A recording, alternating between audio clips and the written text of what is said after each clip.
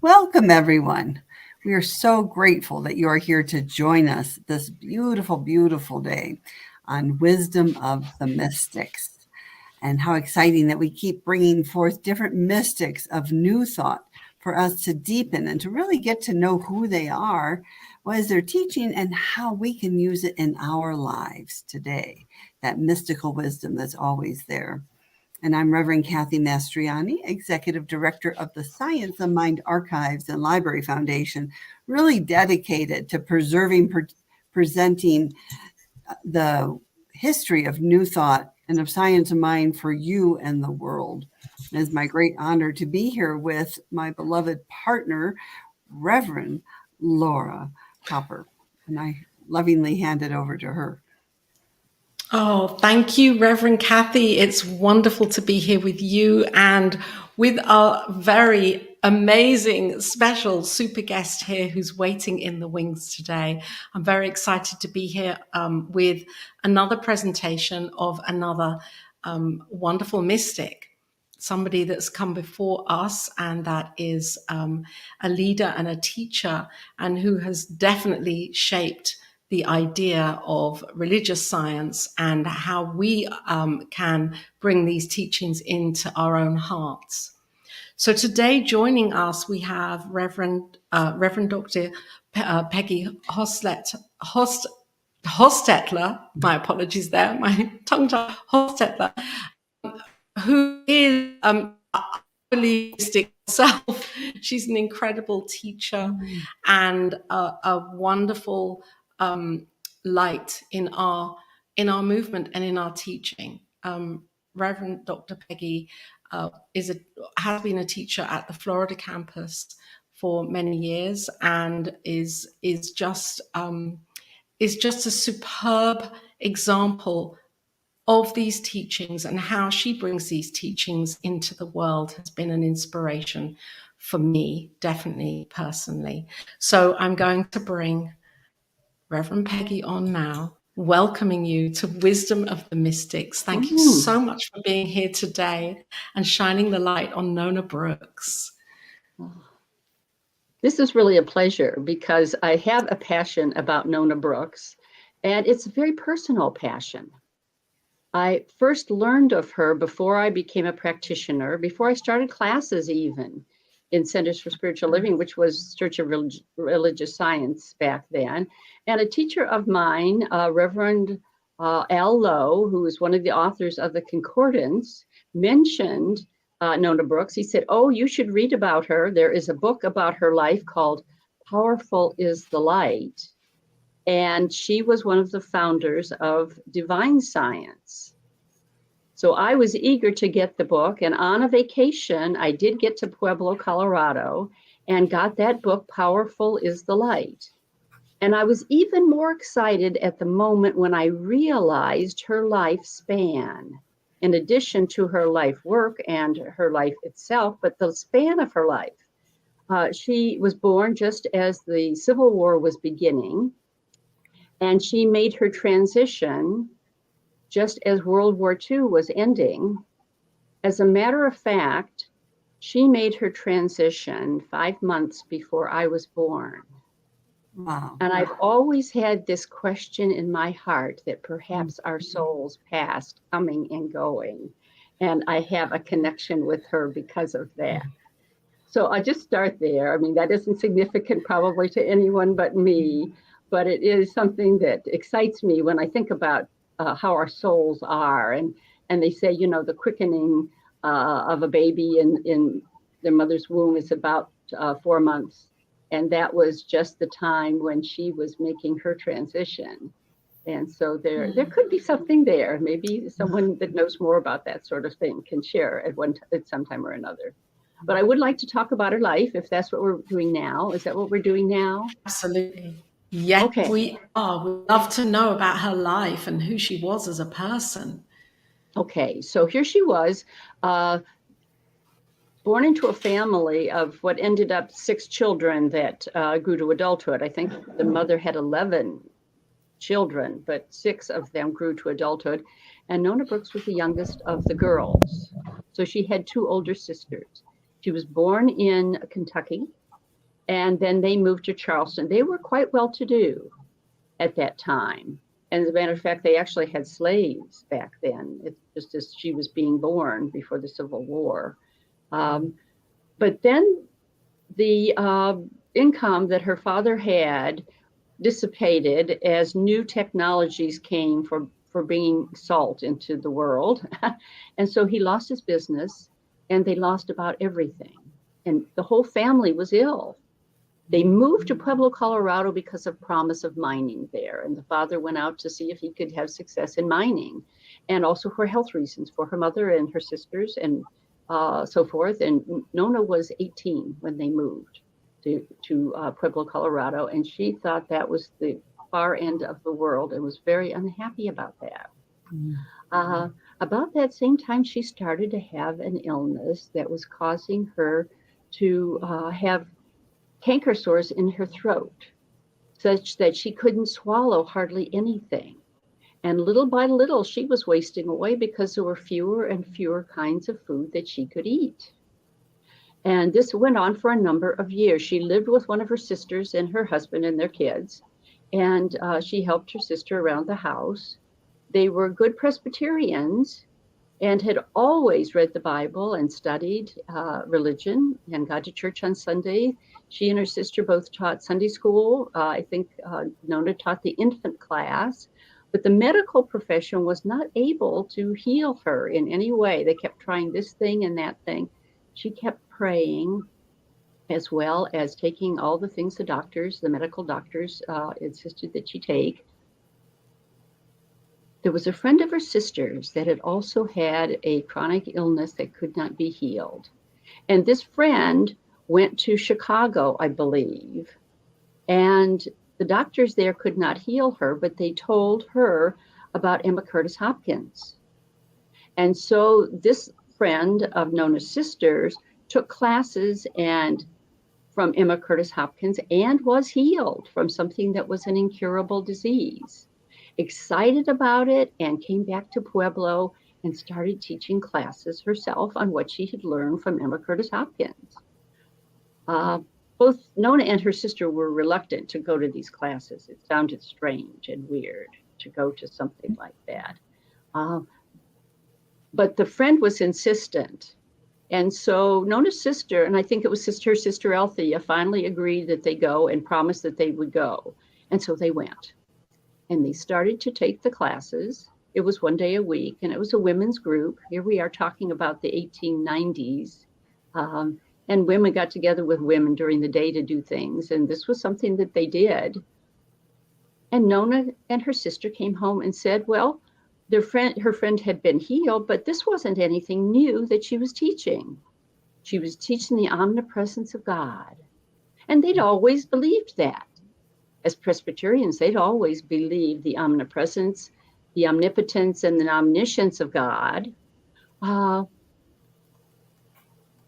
the thing that the friend insisted, and this was part of her training, was that they were to do affirmations about the omnipresence of God and about how there was no illness. They could not be sick because God was everywhere present. To do those throughout the day, not just once or twice, but together throughout the day. Nona and Althea, doing housework around the house, would do these affirmations until there started to be a change in their thinking about God.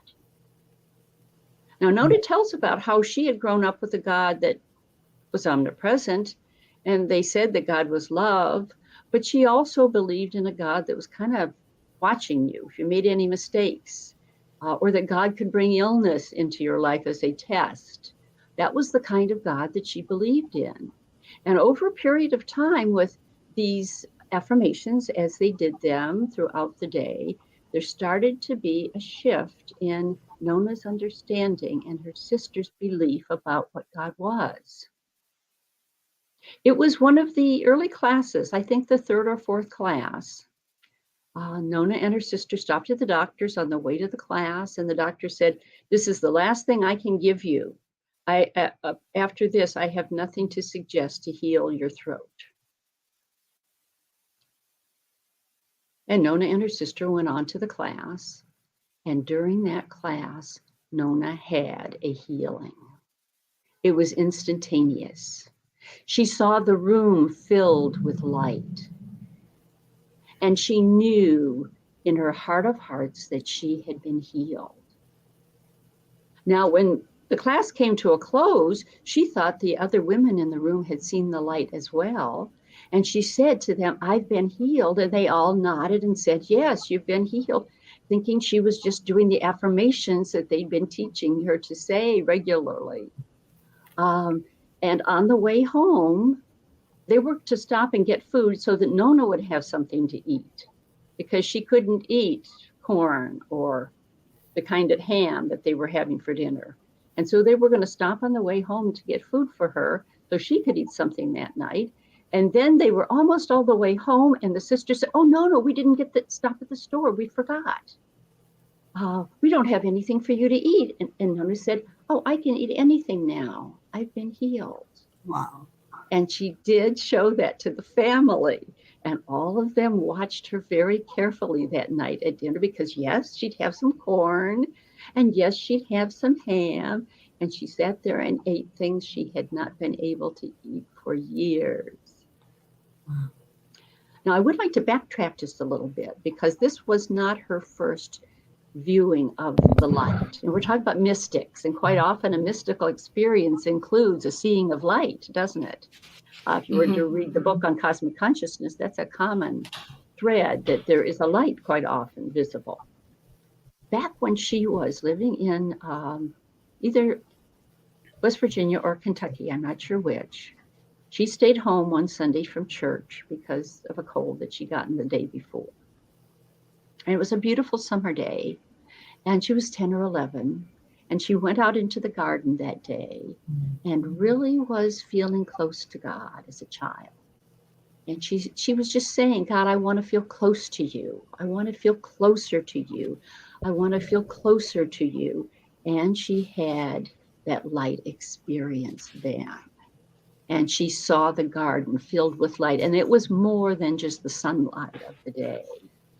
And it lasted just a short time, but it was a connection with the divine that she never forgot.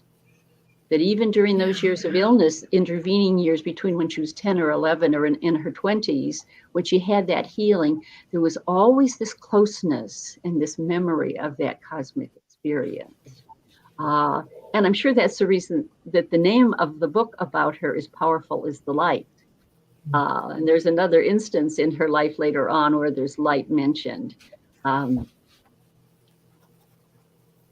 But maybe I should stop there and go on to the other questions and just weave those other stories in as we go forward. Do you have questions for me?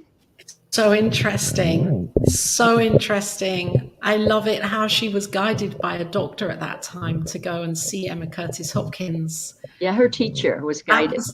Yes. Her teacher was guided. And that feels as Yes. if that was quite a profound move there.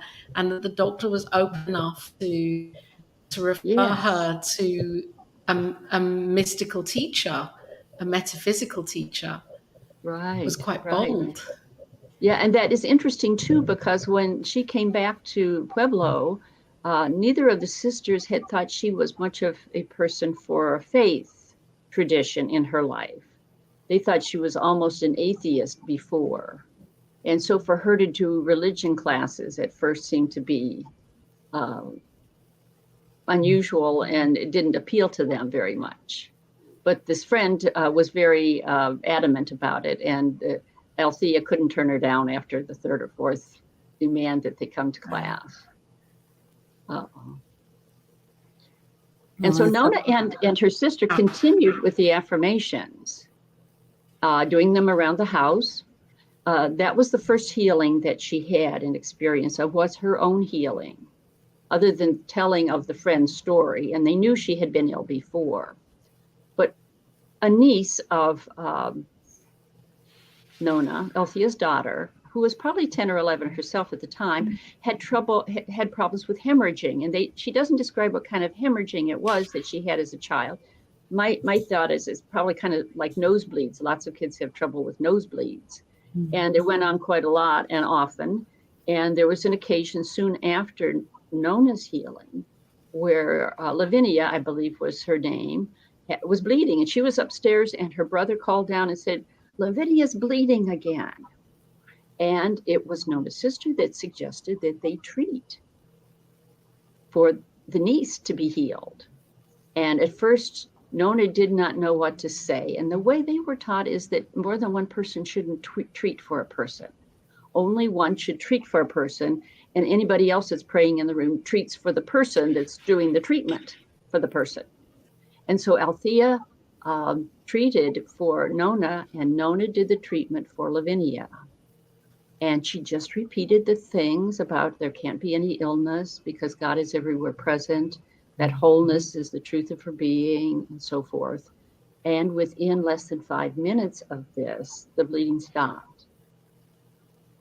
And Lavinia went up to see her daughter, and she said, "Well, that's the quickest it's ever stopped. It's never stopped that quickly before. It usually goes on for an hour or more, and we sometimes have to go to the doctor over it." But it was only after months passed that they realized that it was a permanent healing. Lavinia never bled again. So profound. That is profound. Yeah. And so, here we have someone that's basing the beginning on the healing of physical challenges. Yes. This is where they were in that time in the 1890s. And so they continued to go to class, and their friend continued to do healing work. And she said, "I brought a man here that I've done healing work for, and I want you to see him." He had been in the hospital, and their friend had done healing prayer work with him, and he had been healed. But when he walked in the room, he was limping and had a crutch. And the story was, yes, she had healed the leg that had an infection, but his other leg had always been too short. For 15 years, he'd had a leg that was too short. He talked about a cord being drawn up in his leg, and he couldn't put that foot on the floor. And so he was concerned about the other leg being infected, because if he had that leg amputated, was what the doctors wanted to do, he wouldn't be able to walk at all. And so the friend that was the teacher went out of the room with another one of the students, and he stayed in the room and told them about him, and Nona and her sister stayed in the room with him. And pretty soon the friend comes back, and she said, "Okay, stand up now and try to put your other leg down to the floor." So he stood with the crutch on the side that had the shortened foot, and little by little they saw his foot, which was 4 or 6 inches off the floor, lowered down to meet the other foot on the floor. And he did not need his crutch anymore. So here come these healings in Nona's life. They inspire her. They excite her. They started to use it for everything and everybody that came to them. And of course, most of the people that would come to a setting such as that were people that the medical profession could not cure. Right. If the doctors could do something, they wouldn't come to these classes. But when all hope was gone, then they started to come to classes. And right. At this time, Nona was studying to become a school teacher. She wasn't finding a marriage partner, although she had planned to get married, and none of the men worked out for her. And so she became a public school teacher in Pueblo at first, where her one sister lived. But then the other sister lived in Denver, and she moved to Denver and began to teach at the school systems in Denver. And her sister that was in Denver was Fanny. And now she was the one that had the connection with Melinda Kramer, who was one of the other founders of Divine Science, who had had a healing because of the teaching, again, either directly or indirectly from Emma Curtis Hopkins in San Francisco, and began her own magazine and classes and school. In San Francisco, was an astute student herself, and her husband supported her in this. And she called what she was doing Divine Science. And she started to correspond with Fanny, Nona's other sister. And Melinda Kramer then came in the late 1890s to Denver and taught a class that was very well received. And things were just growing then at that time. Women getting very interested in this and changing their lives, and lives being healed and transformed. As a matter of fact, there was a time when Nona felt strongly that they were having so many healings that in a very short time, maybe 5 or 10 years, there would never be any more illness on the planet. Nice. There were so many healings happening.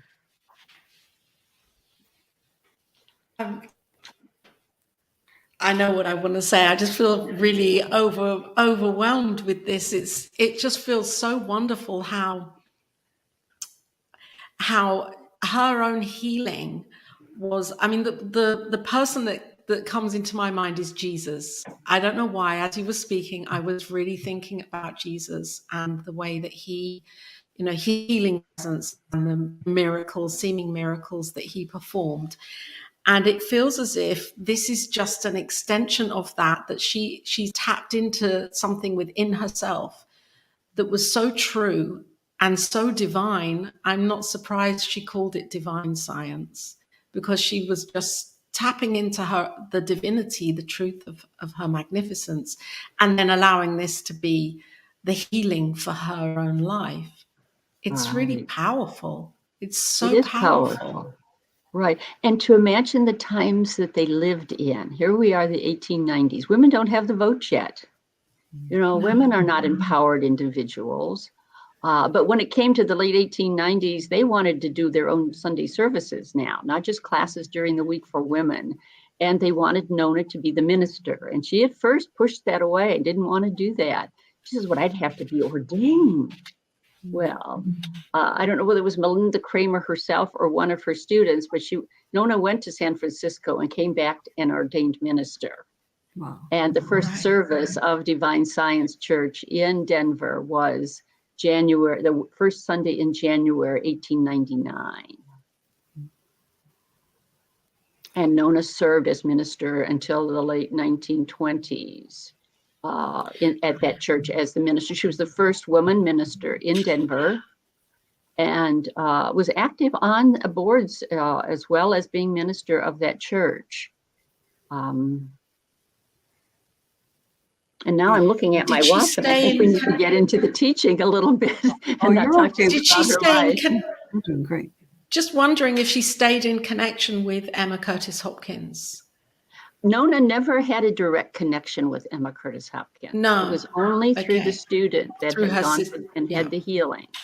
As a matter of fact, Nona and her sister began to change the way they did the affirmations. If you were to compare Emma Curtis Hopkins and even Christian Science affirmations, you'll see they're different than what we do in religious science. The ones in Divine Science are very like the affirmations we would do.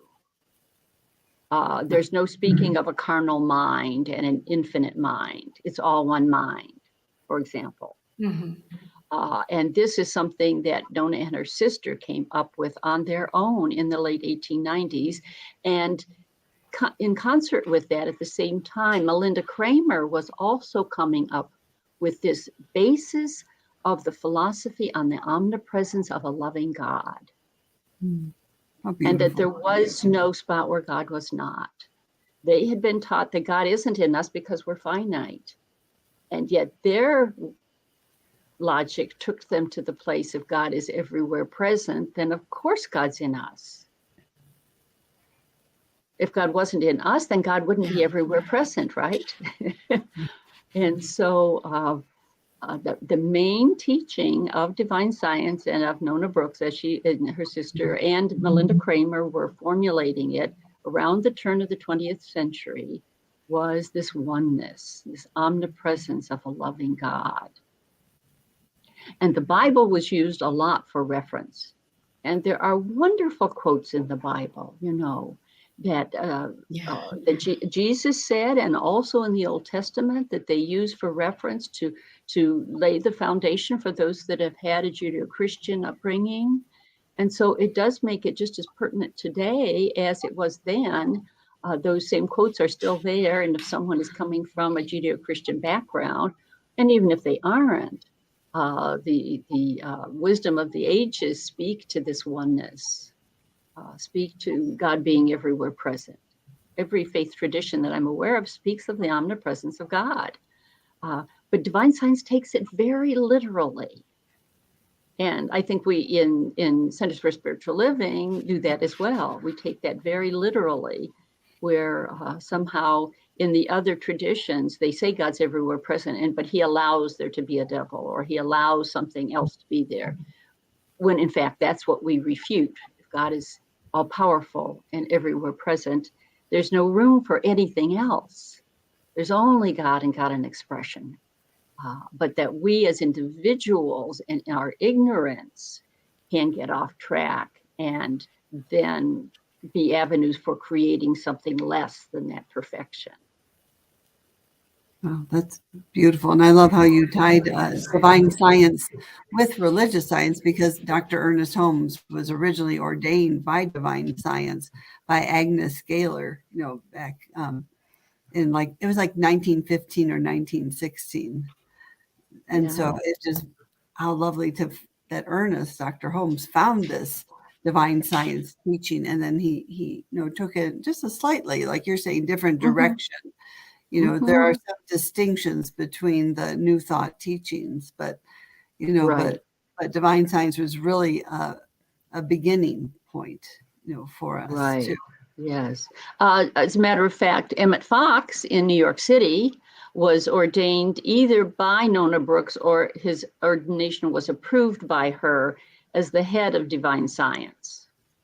He had done his studies on his own, and I believe with Thomas Troward in England, came to this country. He was originally from England or Scotland, I'm not sure which, and was speaking to 500 at a time in New York City, and more, maybe a larger number than that. But he went to Unity to be ordained, and they said that he had to take all these classes. Charles Fillmore would not ordain him. But Nona Brooks took a look at the work he was doing and his consciousness, and said, yes, you can be an ordained divine science minister. And it became the first church of divine science in New York City then that he was minister of during those years. Nice.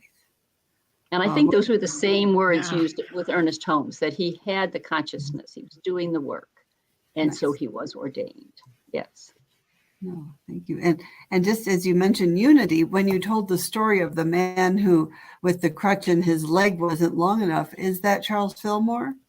No, it's a different person. Wow. It's a similar story, though, isn't it? Similar story, yes. Similar story. Wow. Right. Yeah. One of the things I think I love about Nona Brooks is she was very practical. I think, having been trained to be a teacher in the public school system, she goes back to the basics when she teaches, when she writes. She invites us to build on a foundation where we can all begin at ground zero and go forward. And she practiced it and got results from practicing it. And I would love to read a little story from her life, if that's all right. There was a time in her life when she was in Denver. She was teaching classes I'm not sure if she was yet a minister. I'm not sure of the timing here. But she decided she was going to focus on love as a quality of the divine. And she was just going to put her attention on love a lot. And so this is the story, and I just love it. It's such a sweet story about love and its transformative nature. One week, for instance, she practiced this is from the book, Powerful is the Light. One week, for instance, she practiced the quality of love, not only as essential in the nature of God and of a God being, but a fascinating quality to practice since by its very nature, it included other people as well as herself. I love you, she would think, glancing at people as she pedaled. She rode a bicycle back and forth from where she lived to where she was having her classes. I love you, she would think, glancing at people as she pedaled past them. I love you and you and you. I love you and you. She'd be half chuckling to herself, wondering what the people would say if they could guess her thought. They'd likely think I'd lost my mind, she'd tell herself. Then to a passerby, I love you. I love you. I love you and you and you. It was fun. And its practice or something about it greatly increased her vitality. She was practicing love one day as she bicycled to the downtown rooms where she found an old lady called Mrs. Mack waiting outside the door for Nona's arrival. Now, if there was anyone in all of Denver whom Nona Brooks did not love, it was Mrs. Mack. She never could determine why it was that Mrs. Mack continued to attend her meetings, but frequently there she would be, face screwed up into an expression of disdain, her faded eyes peering suspiciously at Nona as Nona talked. And almost at any moment during that talk, Mrs. Mack would rise to her feet and turn to the ladies who were present, would utter some caustic comment on the words that Nona had just spoken out of the deep sincerity of her soul. I don't see why she comes, Nona would wail to Fanny or to her other sister. I never have a happy moment when she's in the room. I never know when she's going to interrupt nor what she's going to say next. Now Nona, practicing love, leaning her bicycle against the building, spied Mrs. Mack. Oh dear, she thought, there she is again, and just when I'm going to have class. Mrs. Mack had an uncanny flair for appearing just shortly before a class. Perhaps I'll be able to get rid of her before the others come, thought Nona, hopefully, going up to unlock the door. But Mrs. Mack followed her into the room and sitting down, loosened the cape about her shoulders. Oh dear, Nona thought, all set for a visit. But there would be yet time. She had a half an hour before the class would assemble. Mrs. Mack was a voluble talker. But if she, Nona, answered in monosyllables, perhaps even Mrs. Mack would be talked out and would take her departure, and Nona would give her class in peace. And then they had a conversation, and I won't go into that a lot. Let me go on to a little bit. If she'd only go before anyone comes and finds out that there's a class. Love, thought Nona, and stopped short. Why, she was practicing love. She was practicing love to total strangers on the street, and here sat Mrs. Mack, this wrinkled, mean old lady at her very door. If a man love not his fellow man whom he hath seen, how can he love God who he hath not seen, she reminded herself. Yet how could she love Mrs. Mack? I love you, thought Nona experimentally, looking at Mrs. Mack. I love you.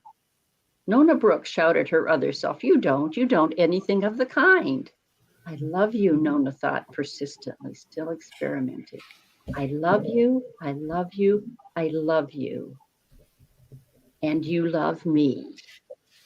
Mrs. Mack went right on talking, and the ladies started to arrive.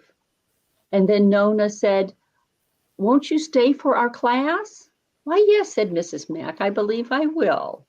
Isn't that surprising, thought Nona. I almost meant that. And went on silently, I love you, I love you, I love you. But the queerest part of it was that when Nona started the class, she completely forgot Mrs. Mack, and Mrs. Mack did not interrupt. But near the end, she did raise her hand and said, may I say something, Miss Brooks? Certainly. Mrs. Mack turned toward the group. Ladies, she said, you all know me. You've seen me here before, and you've heard me make a number of disparaging remarks in regard to this work. I want to say this before you all. I want everyone here to know that this afternoon I'm taking back every disparaging remark that I've ever made in this room. For the first time, I am beginning to understand just what it is that you're trying to accomplish, and I believe from the depths of my soul that you are doing splendid work. Truth will prevail. Oh, thought Nona inadequately. Oh, and later, can it be that even a mechanical practice of love, even if you don't mean it, if you don't mean a word of it, can be that powerful? Wow. Isn't that a fun story? I love that story. Ooh. As you were saying it, as you were reading it, I was really feeling into this idea of the subconscious mind and the work I know that I do, with affirmations and realizing those thoughts that come up that aren't necessarily helpful or supportive. And when you were reading that and you said she spoke to her other self, the part of her that was the negative, the reminder, the monkey mind, and of how the story and the beliefs that we carry. So I'm just wondering if she actually did go down that line of work of actually bringing up all of those subconscious old beliefs, or was she really just more interested in saying the truth and stating the truth right now? Yeah, I believe it was a logical reasoning process. Everything predicated on this idea of omnipresence of the divine. As a matter of fact, in the book about Ernest Holmes that his brother Fenwick wrote, he talks about the time that Nona Brooks came to Southern California. And in that book, there is a picture of Ernest and Fenwick and some women from Divine Science, including Nona Brooks, at the beach, I think. They're in Venice Beach. And in that, Fenwick tells the story about how Ernest watched Nona Brooks so closely. Now, she was active in the interfaith, in New Thought Alliance, and president at one time, and active in the New Thought Alliance. And so she was speaking there, and he said he watched her because he wanted to see where she got her power. And he told her that. Wow. And she said, well, and what did you discover? And he said, you get it from omnipresence. You keep referring back to omnipresence. So here she is, this channel for divine love and power flowing through her speaking, through her writing. She was not a prolific writer like Ernest Holmes was, but she did a lot of writing, I think, in magazines that she created that may not have been saved. So we don't have many of them. I believe, I'm not sure, and I tried to do the research on this. She began a magazine, Melinda Kramer began a magazine in the 1880s or 90s. And Nona Brooks, soon after she became the minister in the Church of Divine Science in Denver, like in 1902, began a magazine. And I believe that those magazines, and especially Nona's, were the first New Thought magazines, and maybe the first religious magazines to have daily guides in them. Nice. Daily Word began in the 1920s. And of course, we know that Science of Mind began in 1927, I believe. Yes. I think Daily Word was 1924, and they may have had a magazine before that. And the Divine Science magazines have not been consecutive under a given name for that many years. And I'm not sure if there's one right now, but the ones that I found did have daily guides in them. And this one that I have in front of me was early on, and it was a page. Of course, it's enlarged on my printer. This is Wednesday, January 2nd. Of that year, and it's early 1900s, I believe. But she has a meditation here. All is mind and its manifestation is the meditation. All is mind and its manifestation is the meditation. And then she talks about that. But when she gets down to the bottom, she says, the practice for today is to repeat the meditation many times a day. So she had a very short, what she called a meditation, an affirmation, that when you read that day, you were to remember that affirmation or meditation and repeat it throughout your day, and play it in your mind in different ways. She says, repeat the meditation, and this one is all is mind and its manifestation. And she says, repeat the meditation many times during the day. Think about it. Ask yourself its meaning. Be assured that you will come to know. And then she quotes Paul's letter to Timothy. For God hath not given us the spirit of fear, but of power and of love and of a sound mind. That's from 2 Timothy 1:7. Which I really love because that was my quote for my ordination celebration, my Bible quote. So when I came upon that this week, that was touched my heart. But here was Nona Brooks quoting that particular one on the 2nd of January of whatever year that was. She had written the daily guides in that magazine that month. Wow, that's beautiful. And I love the power of the repeating. And like you said, it's not just doing it once. It sounds like divine science of what Nona was teaching was do it all day long. That pray without ceasing, because it goes from the conscious mind to the unconscious mind or the subconscious, to do that transformation work. Right. Yes. And this is when we look back on her life, and if we use her life as an example, this is exactly, and the strength of that, the fact that she and her sister went to class together at the beginning when Nona was so ill. I mean, she was wasting away to nothing because there were very few things she could eat. And the doctors could not help her. That they went to class, and then they took the instruction very seriously. And throughout the day, as they're cleaning house or doing things in the kitchen, whatever it is, they would keep repeating to one another these affirmations that they were taught to do. And it did transform their thinking and their lives. And at first, all of the healings were physical healings or healings of the body. But then as she went forward in teaching, she came to realize it was not just for healing of physical challenges in our lives. It also moved toward relationships. I mean, perhaps that story tells a good story about healing relationships, right? And also prosperity consciousness. She and her family had been very poverty stricken after having had years of wealth in their life. And so that was a challenge for her. And of course, this being so new,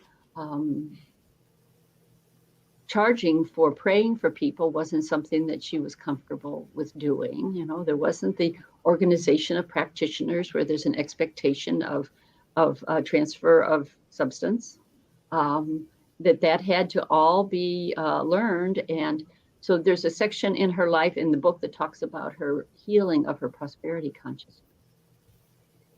That's interesting. Mm-hmm. And that she would pray about that. And then she got very clear that it wasn't just to pray for the thing that she needed or the money to do this particular thing. She's quite clear in her teaching that we pray for a larger open-ended amount. And as an example, she uses when they built their building in Denver, which I believe is still the Divine Science Church structure. Is it not in Denver? Are you aware of that, Kathy? I sure am. It's called the Althea Center. Okay. And I've been there. It's quite beautiful and ornate. Okay. And someone said that Ernest Holmes actually spoke there as well. Oh, wow. Neat. But yes, it's in Denver. Yeah. When they built that, it cost $20,000 more. Well, I know it's $8,000 it cost or $80,000. Here we are talking about the early part of the 1900s. How much money does it take to build a building? The example she gives about prosperity consciousness is don't name a figure, because she was praying and they were praying for all the money needed for building that structure to be there.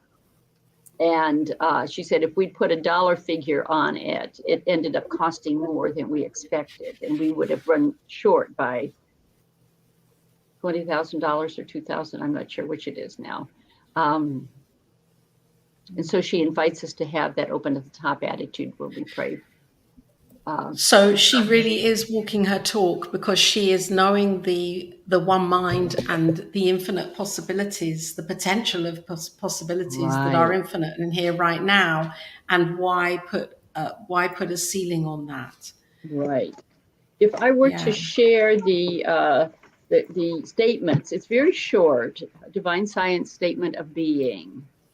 The first statement is God is all, both visible and invisible. One presence, one mind, one power is all. This one that is all is perfect life, perfect love, and perfect substance. We are the individualized expression of God, and ever one with this perfect life, perfect love, and perfect substance. Sounds familiar, doesn't it? And it sounds as if it's a simplified version of our principles. It's almost like she's created something that's just so simple to embody. Yes, you could frame this easily on your wall and have it in front of you all the time. That's nice. Right.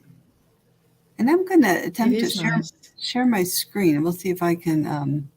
I found the Althea Center, and there's just a really beautiful photo of Nona, and then you can see, the building that they were raising money for,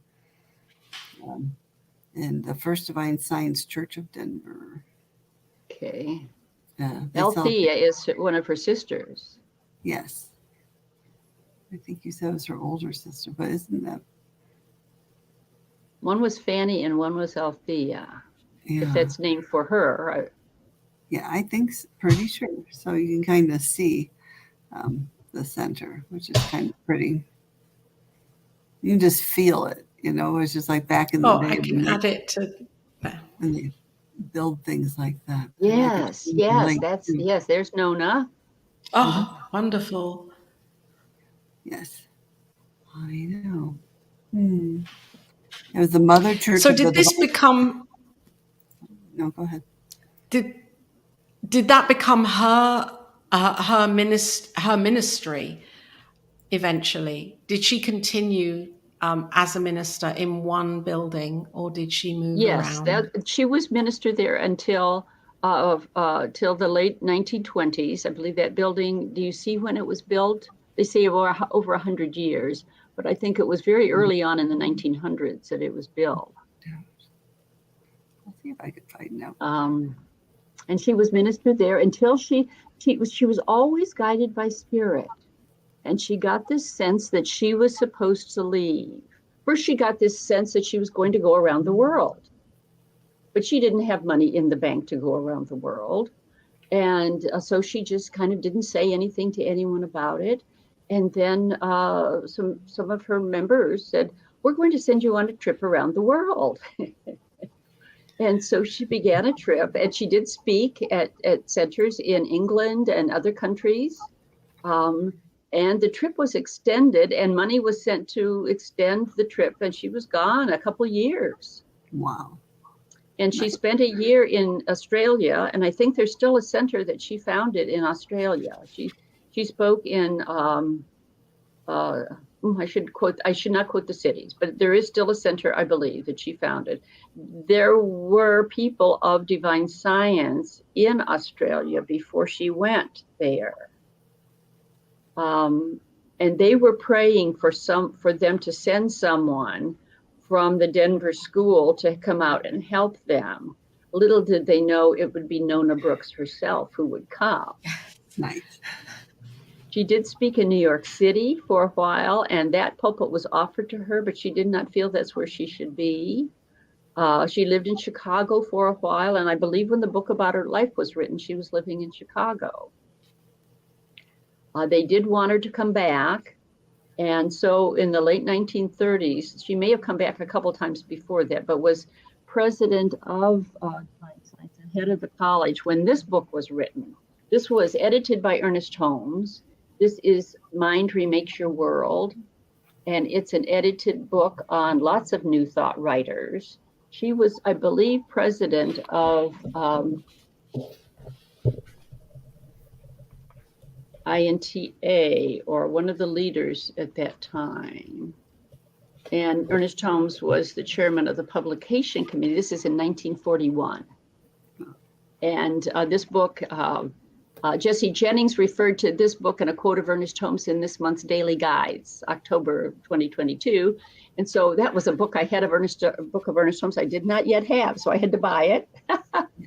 Little did I know it would have a very nice brief biography about Nona Brooks with some new information that I had not learned. And then an article by her as well about divine science. So I just thank you for sharing that book about her, because I just done so much more research than I had before.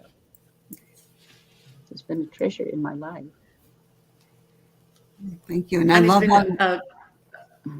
love how you discovered the connection with your ordination of that quote. I mean, I just think, like you said, maybe your souls, when they passed, you know, that you did have that quickening and that connection with Nona. Right. Yeah. And talk about being practical. In these daily guides, I would like to share something. She does a daily guide on Thursday, January 10th. And guess what it's about? It's about how telephones can take too much of our life away.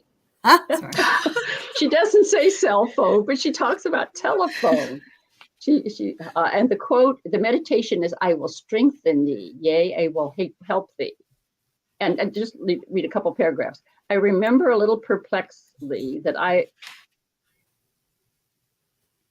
was a little perplexity that was mine once, the problem of the telephone.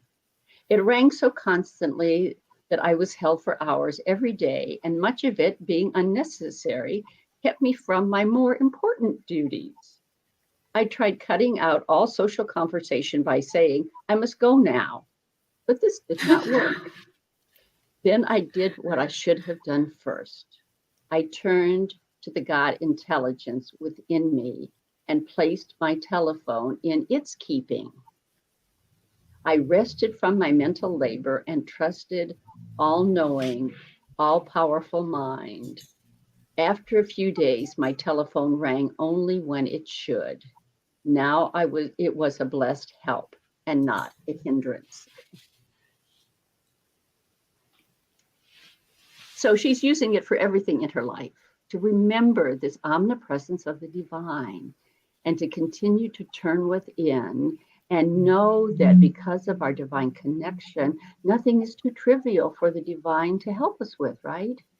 That if we're stuck in our monkey mind or our own, day-to-day thinking mind, that we just need to remember to return to the divine within us, and the answers are there. Whether it's healing or our daily experience of life that needs changing. I mean, if each of us would go around and say, okay, what's troubling us right now? Have we brought the omniscience of the divine into the picture? So would that be your recommendation if you were going to share with our listeners here on Wisdom of the Mystics? What would you say are the practical applications? How can people utilize this in their lives? I would invite us all, including myself, to take this very literally, to take these statements as very much the truth of our being, that God is everywhere present and a loving presence. And that right along with our teaching in Science of Mind, that the will of the divine are the qualities of God, abundance and wholeness and peace and joy, that those are all ours by divine right, and for us to claim our inheritance. She would invite us to do that as well.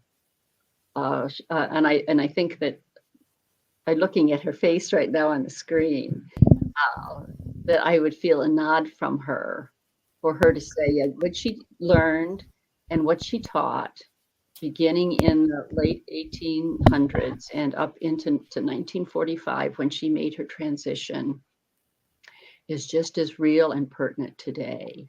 And with very few word changes, perhaps changing a a pronoun here and there, or humankind instead of man in the wording. It's very applicable to what we need today.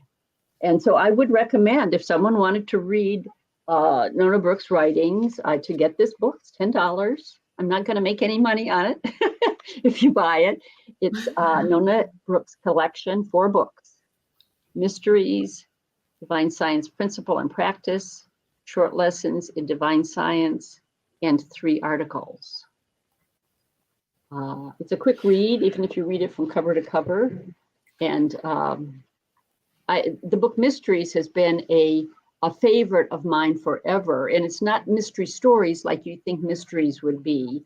It's things such as the mystery of God, and the mystery of life, and the mystery of healing, and the mystery of human relationships. And at the end of each chapter, she would say, because of the wisdom of the infinite that flows through us, those things really are not a mystery. Yeah. She starts out putting them forth because we think they're mysteries.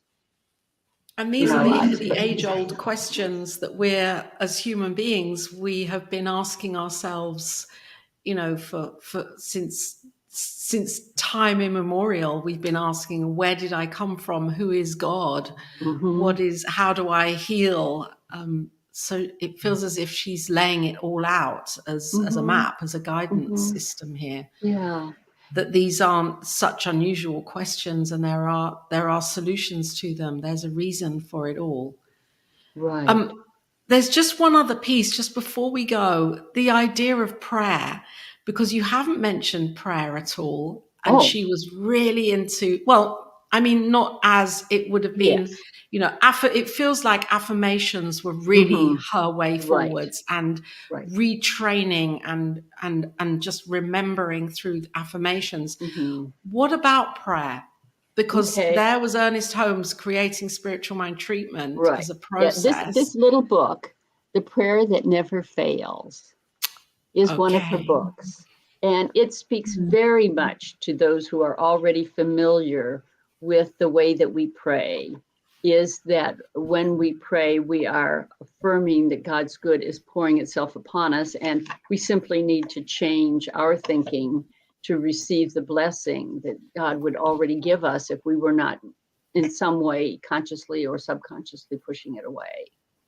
And so it begins with, man is a praying creature. He looks to something higher than himself for his good. Man is also an aspiring creature. He longs for and endeavors to achieve something beyond his present achievement. This urge keeps him seeking, always seeking more desirable experiences, more comprehensive powers, wider contacts, a richer, more satisfying life. All this is a wise provision for man's evolution. These desires are valid. And she does go on and teach us how to pray. And the affirmations that she gives, I think, are, as you had said, praying without ceasing. Right. Nice. Yeah. We're changing our thinking, and she doesn't have a formulated 5-step of treatment, but she does have the idea of divine science being a formulated something that we can count on and get results. And for that reason, it is a science. I love the term divine science. I always wished we were that. When we were religious science, I would have much preferred to be divine science, because I liked divine better than the word religious. Now that we're such as for spiritual living, teaching the science of mind, philosophy, and religious science, that's fine. But there was a time when I would have chosen for us to name ourselves that, but it was already taken. And that's probably where Ernest Holmes might have been in his younger years too, because he was creating something new, but not so new, And yes, prayer is right there. And I think when they're treating, they were praying. And she used the word treatment more than prayer, and they treated people. Well, thank you so much. This has just been really amazing. I know that our listeners are just just drinking this in, and there's going to be people will be buying these books to learn more, thanks to you. You bring it's kind of like a mystery that we're solving too, to the mysteries of divine science and of Nona Brooks, and to learn more, because it's the mystical element just touches our hearts, and because of the oneness of all of us. So thank you, Dr. Peggy, for your light and all your light and your mysticism that you've shared with so many as a teacher of our movement. I'm just so grateful for you, and thank you for coming here today. Thank you for asking me. Great privilege. It's amazing and exciting, and I'm just so thrilled that you have been here today to share and to have your energy and your wisdom on the wisdom of the mystics is something that's really a treasure, and I'm excited to explore more of Nona Brooks and to learn more and to delve into looking at these wonderful books that are here. That have just appeared into my experience. So thank you for sharing, Dr. Peggy, today. Thank you. Bless you all. Bless you in this work. It's wonderful work you're doing. It's exciting, and we'll have these videos forever. They're always here. They're on the Archives YouTube channel. They're on New Thought Media Network's YouTube channel, and on my personal YouTube channel, and on Facebook. So if you're watching this right now, and yes, as Reverend Kathy said, drinking all of this in, you can go back and watch it again. And if there's something you've missed and you want to research further, then you could always connect with Reverend Peggy. And I don't have a contact actually for you, Dr. Peggy, but maybe through the Orlando, Florida campus, or do you have an email address if anybody's interested in knowing more? Yes, they can contact me directly. It's revpeggy8@yahoo.com. Good.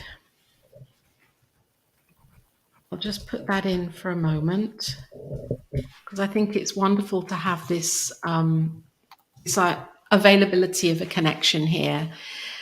And thank you to everybody for being here and for supporting this and for being willing to open your hearts to learning more about the wisdom of this particular mystic, Nona Brooks, and to New Thought Media Network. Of course, we are a global focus ministry. There we are. Thank you, Reverend Kathy, and doing great work in the world every single day of the year, presenting programs and broadcasts and all sorts of amazing shows for us to get closer to that truth of who we are.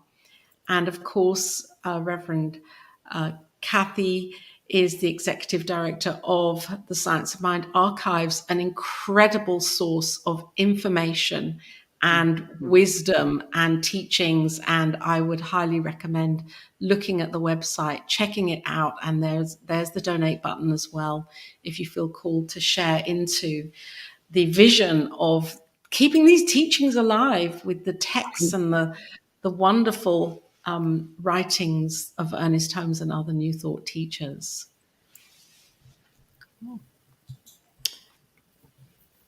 And thank you for being here. Thank you, Dr. Peggy.